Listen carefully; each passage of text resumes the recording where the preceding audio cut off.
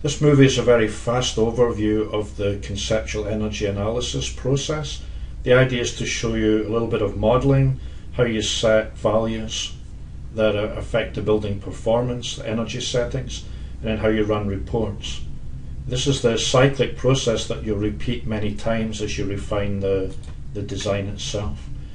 You're going to see creation of geometry for the building, different techniques. You can see that it uses the DOE2 energy analysis engine. This is from inside Green Building Studio.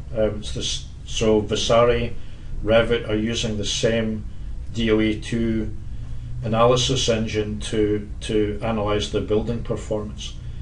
The idea behind this is that you're going to try and optimize the building form, its orientation, its layout, values like, say, those for insulation or percentage glazing. If you can isolate the form giving factors, or the factors that most affect energy performance, then you can run a report and see what the consequences of changes are. So you would focus on a variable like percentage glazing, run several reports, and arrive at a conclusion that then gives you a direction for the future development of your design. Summarizing all of that, this illustration shows that in the model you'd be able to set the location, create the mass model itself. There's different techniques. Apply floors, that's the way of telling it that you're going to analyze the particular building that has floors applied, with energy settings that you can define. Simulate the DOE2 analysis by running the software, visualize the reports and compare them one against another, and then really from your conclusions that you draw from the results and the comparison of those results, you decide what variable you want to change and go back and repeat the design cycle process to help you move towards your optimum solution. This is an overview of the design cycle. The idea being that there are about 5 phases that you'd go through. The first being that you're going to establish a location, that you're then going to model the building. You're then going to apply floors to the building, which is your way of telling the software which mass form you actually want to analyze. You can establish settings, energy settings relative to the building on a macro scale. For example, what type of building is it? What's the occupancy? Or what type of construction is applied to the faces of the building, and then you do the actual analysis. So you would repeat that cycle later of maybe changing the model, applying floors, changing settings on a micro scale rather than a macro scale, and then analyzing again, and then comparing reports to see if you're moving in the right direction towards a more energy efficient building. So first step, all I want to show is that if you're on the view cube and you click on the location Boston, Massachusetts, set location, at this point all I'm pointing out is that the red icon is your project and you can move that to any location in the world.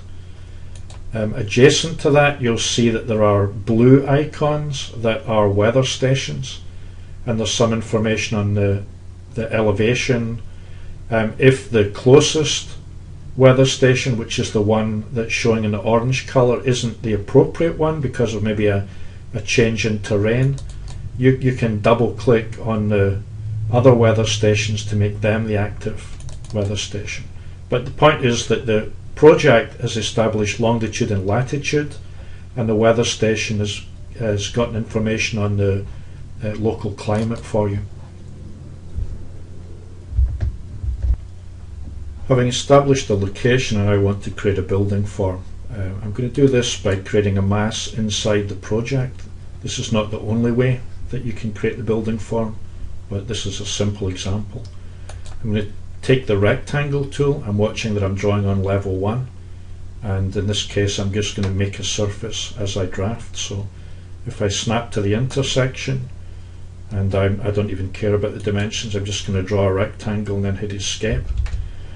I'm then going to select on the sketch that I created, and I can use some options. I can either say create form, or in this case I can use the handles to drag it up. If you watch the levels in the project, you'll actually see them highlight as I reach that level. So if I wanted it to be the 4 stories high here, I can wait till it's highlighted. I see a green line that shows me that it's aligned, and then I can stop the push-pull operation, and I've now got a building form that is 4 stories high. Now at that point I can say finish the mass. So I was in an editing mode, and I've now completed making the mass form for my building, which in this case is only one mass form.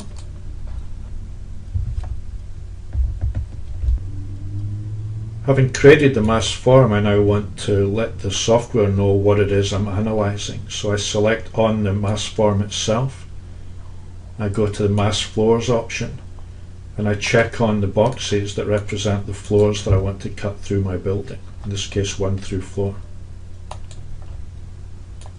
I'm ready now to proceed with the next step.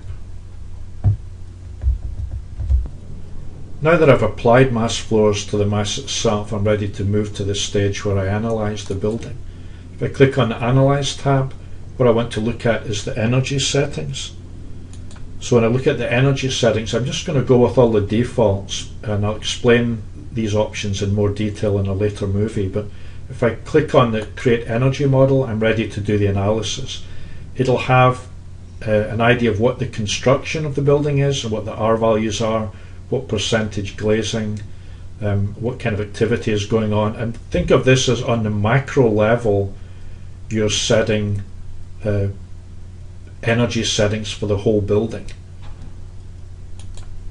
If I click OK, I can see those applied to the building. And if I go to the Analyze tab, you'll see that I can choose to look at the building in its original state as a mass form, or with surfaces applied to the building itself, or with zones, the zones being really activities within the floor, within the spaces within the building. I'm going to go back to the option that says Show Mass Surfaces, and I'm ready to do an analysis.